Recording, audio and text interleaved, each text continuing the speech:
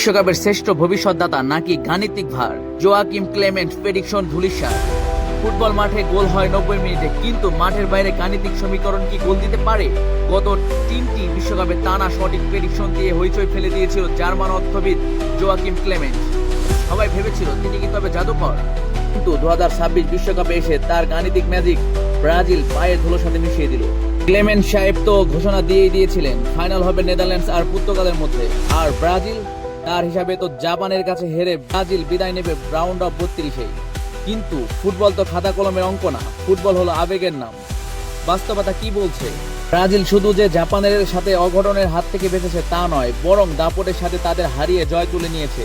Neymar ও তার দল মাঠের খেলায় বুঝিয়ে দিয়েছে অঙ্ক দিয়ে ফুটবল হয় না, লড়তে হয় মাঠে। অন্যদিকে ক্লেমেন্টের ফাইনালিস্ট নেদারল্যান্ডস মোরক্কোর কাছে হেরে টুর্নামেন্ট থেকে বিদায় নেওয়ার পর এখন ক্লেমেন্ট সাহেবের প্রেডিকশন নিয়ে পাড়ার মোড়ে চায়ের দোকানেও হাসাহাসি চলছে।